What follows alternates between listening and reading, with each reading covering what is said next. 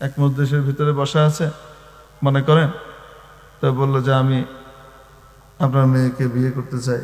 উনি ঠাট্টা করে বললেন হ্যাঁ ঠিক আছে নিয়ে যান, বিয়ে দিয়ে দিলাম। উপস্থিত কিছু লোকজন আছে, বিয়ে শাদী হয়েছে না হয়নি বলেন না কেন? অনেক সময় ঠাট্টা করে বন্ধু বান্ধবীদের ভিতরে, বিশেষ করে কো এডুকেশনের ভিতরে এই সমস্ত ঠাট্টা বিদ্রুপ মজাক এটা একটা খেলায় পরিণত হয়েছে। হ্যাঁ আয় আমি কিন্তু তোর বিয়ে করলাম, হোক যা বিয়ে বইলাম তুই কি করবি বলতেছে ঠাট্টা করে, দুইজনই ঠাট্টা করে বলছে, কিন্তু বিয়ে শাদী হয়ে গেছে না হয় নাই? উপস্থিত লোকজন যেহেতু দুইজন লোকও যদি উপস্থিত থাকে তো কি হয়ে যাবে? বিয়ে হয়ে যাবে। হ্যাঁ, মোহর কিভাবে দিতে হবে সেটার জন্য মোহরের মিছিল ফয়সালা দেওয়া আছে,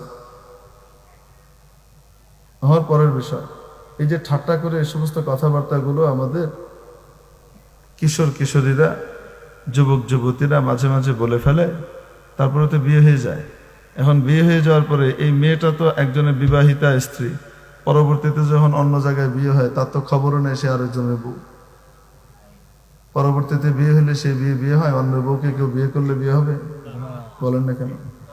এই জন্য কথাবার্তা বলার সময় খুব সতর্ক থাকা লাগে। রাসূলুল্লাহ সাল্লাল্লাহু আলাইহি ওয়াসাল্লাম তিনটা বিষয় বলেছেন, যে তিনটা বিষয় কেউ যদি সিরিয়াসলি বলে তাও সেটা সিরিয়াসলি নেওয়া হবে, আর যদি কেউ এটাকে ঠাট্টা করে ফান করে বলে তো সেটাও কি হবে? ফান ধরা হবে না, সিরিয়াসলি নেওয়া হবে। এই তিনটার ভিতরে একটা হলো বিয়ে শাদী। বিয়ে শাদীর জন্য ওই যে আমরা বানায় রাখছি বলেন কবুল, বলেন কবুল, বলেন কবুল, হেফজখানার ছাত্রদের মতো ঘুরে ঘুরে ঘুরে ঘুরে একই আয়াত বারবার পড়তে হবে, তারপরে হেফজ হবে। বিয়ে কি হেফজ করার জিনিস?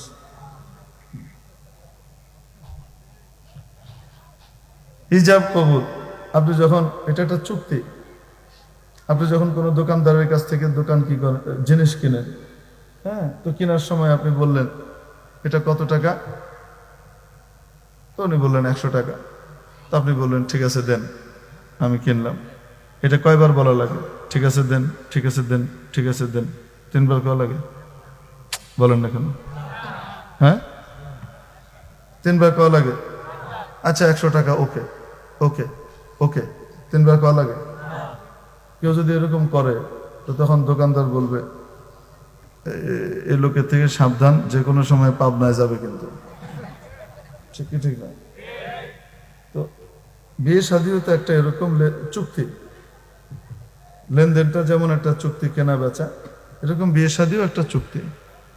এই চুক্তির সময় 3 বার বলতে হবে, আর ভাব ধরে 15-20 জন অনেক লোক থাকতে হবে, এই পক্ষের ওই পক্ষের বহু লোক থাকতে হবে।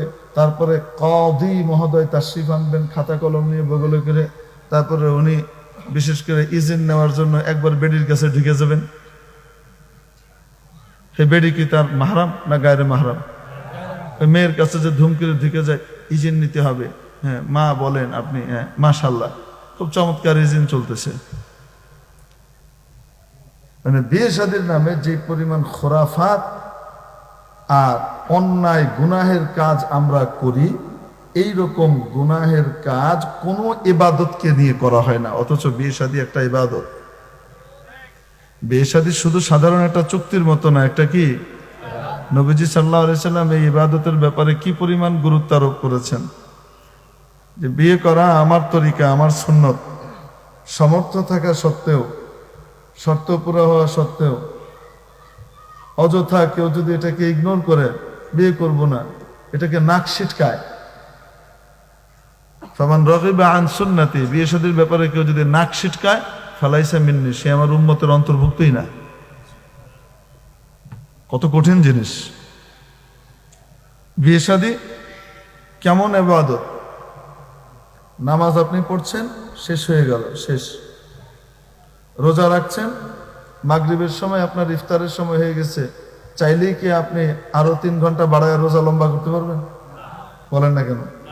সূর্য ডুবে গেছে, রোজা শেষ হয়ে গেছে, এখন তাড়াতাড়ি খাওয়া দাওয়া করে ইফতার করেন, এরকমই তো নাকি? সময় শেষ, ইবাদতটাও শেষ। বিয়ে শাদী এমন এক ইবাদত যে একবার আগ্ধ হওয়ার পর থেকে যতদিন এই বিবাহ টিকে আছে ততদিন সে ইবাদতের ভিতরে আছে। এটা এমন একটা ইবাদত, সাধারণ ইবাদত না।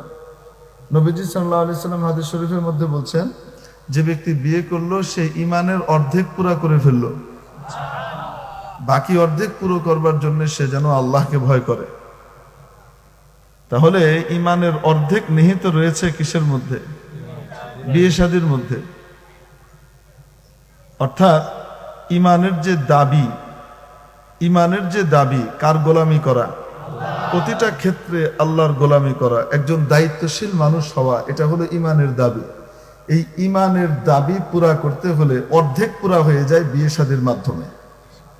সুবহানাল্লাহ না বলে, এটা এত বড় একটা ইবাদত। মসজিদে নামাজ চলতেছে, হ্যাঁ ইবাদত না? নামাজের ভিতরে যদি, মসজিদের ভিতরে যদি কেউ তখন কি করে, ঢোল তবলা নিয়ে যায়, বাজনা বাজানোর জন্য নিয়ে যায়, হ্যাঁ ওই সময় কনসার্টের নর্তকীদেরকে আহ্বান করে, আসেন নামাজ চলতেছে, একটু ইবাদতের সাথে আপনি একটু আমাদের ইবাদতের ভিতরে মনোরঞ্জন করে দেন। মসজিদের ভিতরে একটু নাচ গান শুরু হয়। যে ডাইন হাতে রমজান মাসে দাঁড়ায় দাঁড়ায় সবার সামনে মদ খায়, হেউ লাঠি নিয়ে রামদা লই আইব, কোফায় মাথা আলাদা আলাদা করে আবার। শুধু তাই না, মসজিদের বাইরে মিউজিক খুব জোরে যদি কেউ বাজায় যখন নামাজ চলতেছে, যে নামাজ পড়ে না এরকম মুসলমানও এটা সহ্য করে না, বলেন না কেন? অথচ বিয়ের ইবাদত, এই ইবাদতটা যেন ইবাদত না থাকে, এটা যেন শয়তানের কবলে চলে যায় পরিপূর্ণ।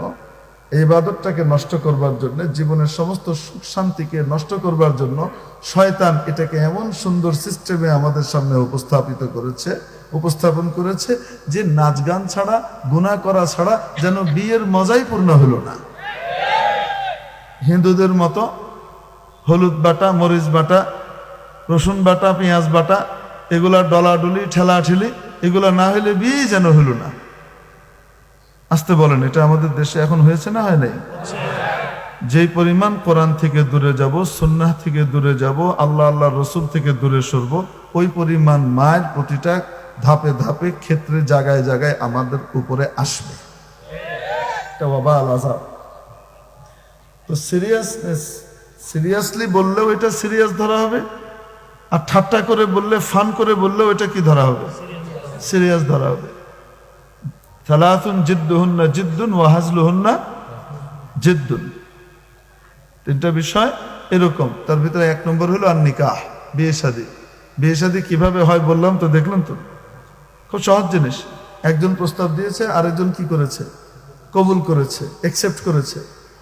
উপস্থিত দুইজন পুরুষ, সাবালক পুরুষ, সুস্থ মস্তিষ্কের পুরুষ, অথবা একজন পুরুষ, দুইজন মহিলা উপস্থিত আছে, বিয়ে হয়ে গেছে। বুঝাতে পারি নাই? দুই নম্বর হলো তালাক। তালাক এটা ঠাট্টা করে বললেও, এমনি এমনি বললেও তালাক পড়ে যাও। কেউ যদি ছুরি নিয়ে দুষ্টামি করতে করতে এমনি একটা গায়ে দিছে, কাটবে না? মজা